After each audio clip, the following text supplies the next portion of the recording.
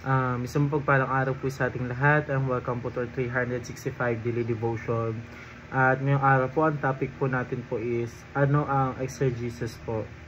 So, sabi po dito sa concept po natin, patungkol po sa exegesis po, is the process of carefully interpreting a passage of scripture to understand its original meaning. It seeks to discover what the text meant to its first readers using context, language, and culture.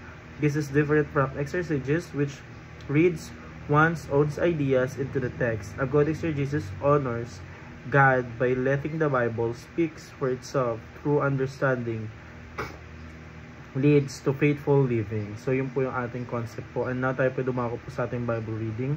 Ang matatagpuan po sa 2 Timothy chapter 2 verse 15.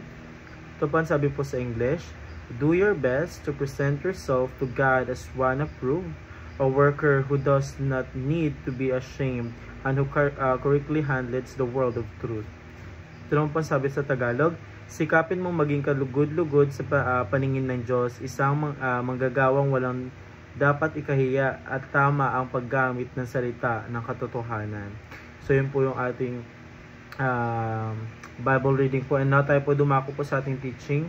Una, exegesis guards us against eisegesis po. So, ito po yung unang katuruan po natin. So, dito po ang sabi po dito is, ang exegesis po ay ang tamang paraan po ng pag-aaral po ng isang Biblia. So, yung exegesis po is the way how to paano po aralin ng Biblia, kung saan po inaalam natin ang original na kahulugan ng teksto batay sa konteksto po.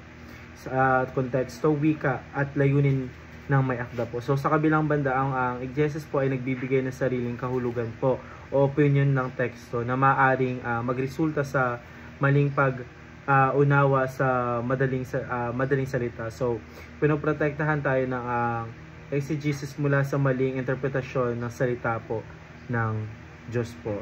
So, pangalawang katuruan po, exegesis guides us to what the Bible teach. So, dito po ang sabi naman po dito po, ang exegesis po ang nagtuturo po sa atin po. So, yung exegesis daw po is the guide of us on how to the Bible teaches po. So, sa atin kung ano po yung talaga na itinuturo po ng Biblia. So, sa halip na pilitin ang teksto po na sumunod sa gusto nating kahulugan po, hinahayaan po natin ang Biblia mismo magsalita po. Kasi ito po yung basis po natin. The Bible po is our basis ko kung paano po tayo tuturuan po ng ating Panginoon Diyos. Kumbaga po sa Biblia po, andun na po lahat po, nakasulat na po lahat po ng gusto ng ating Panginoon Diyos po.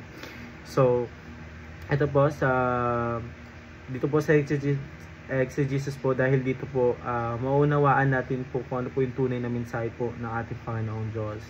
So, pangatlong katuruan po, exegesis lead us to right teaching and right application po. So, dito po, kapag tama po yung ating pagkakaunawa po sa banal na kasulatan, naging tama rin yung ating pagtuturo at pamumuhay po. Ang exegesis po, yung magiging daan po tungo sa wastong doktrina po o yung teaching po. At angkop na pamumuhay. So, yung sa angkop na pamumuhay po, ito po yung application po natin. So, bilang isang Kristiyano po. So, hindi lang ito po yung para po sa kalaman, kundi para sa tamang pagsasabuhay po ng salita ng ating Panginoon Diyos. So, yun lamang po para sa akin. Maraming salamat po sa pakikinig and see you po ulit bukas para po sa ating daily devotion.